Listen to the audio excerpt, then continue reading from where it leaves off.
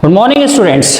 Digital education hub की spoken English class में आप सभी बच्चों का स्वागत है, वंदन है, अभिनंदन है। ध्यान रखिए, आज हम आपके लिए एक नया टॉपिक लेकर आए हैं इंग्लिश स्पोकन का, जिसमें हम शुरुआत करने जा रहे हैं एक नए कॉन्सेप्ट के साथ। लेकिन शुरुआत करने से पहले आप मेरे चैनल को सब्सक्राइब करना ना भूलें और शुरुआत नए टॉपिक की करें। उससे पहले हम ध्यान रख लें कि हमने 8 गोल्डन रूल बनाए हैं, जिनको अब मैं आपको इमेज में दिखा रहा हूं। इनको ध्यान रखें और इनकी निरंतर प्रैक्टिस करते रहें।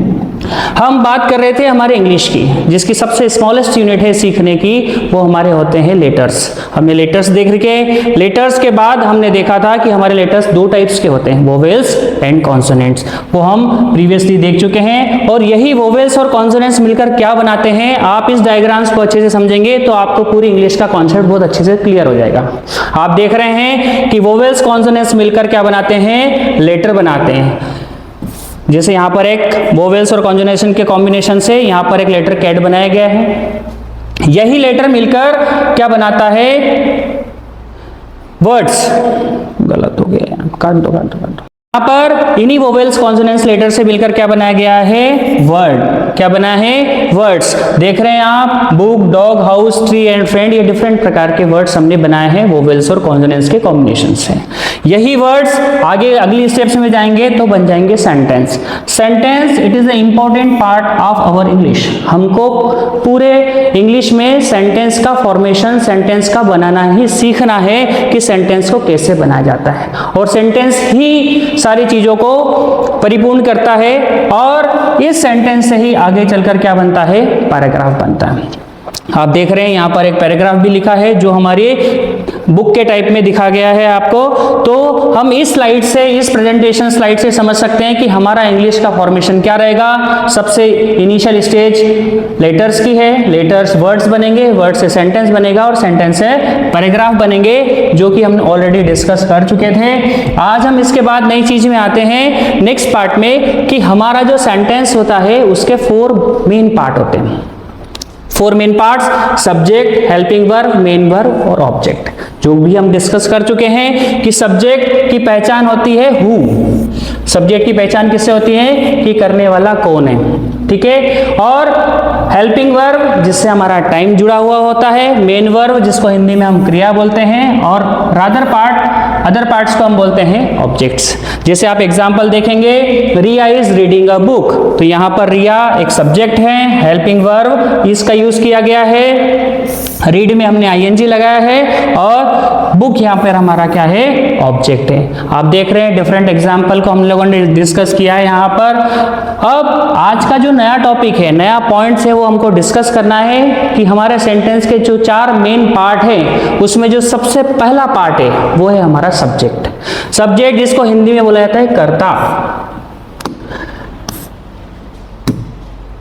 सब्जेक्ट जिसको हमने बोला हिंदी में बोला जाता है कर्ता। मतलब हर वाक्य के अंदर एक कर्ता होता है जो कि कोई ना कोई काम करता है, ठीक है। तो कौन कौन से सब्जेक्ट होते हैं, तो मैंने इस स्लाइड में आपके लिए बहुत लिमिटेड सब्जेक्ट्स को यहाँ पर शो किया है, जो कि हमारे को डेली जो सेंटेंस हम बोलेंगे स्पोकन पार्ट में, उनमें यूज किया जाता है। आप देख रहे हैं कौन कौन से सब्जेक्ट का यूज किया जाता है। तो सबसे पहला होता है ही का कहाँ यूज करते हैं, ही का हिंदी में मतलब होता है वह।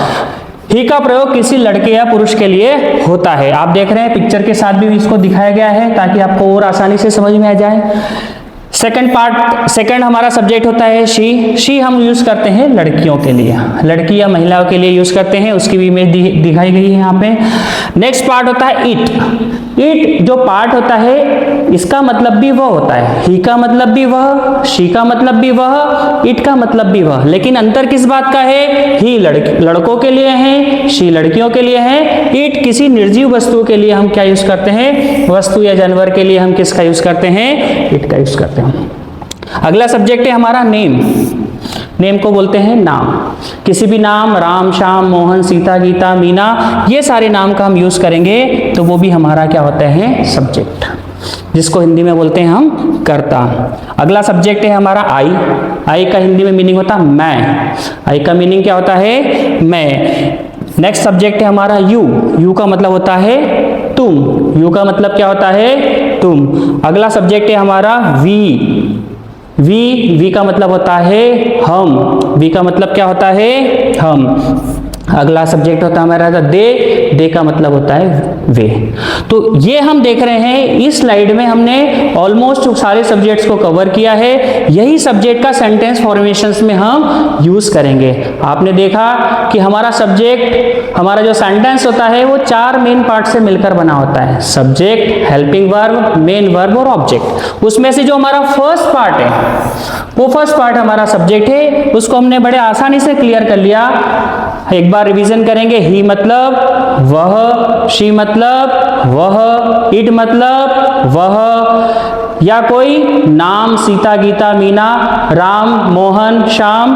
फिर अगला सब्जेक्ट है हमारा आई मतलब मैं, यू मतलब तुम, वी मतलब हम और दे मतलब वे। ये सारे सब्जेक्ट्स हैं जिन्हीं से मिलकर हम हमारे सेंटेंस बनाएंगे।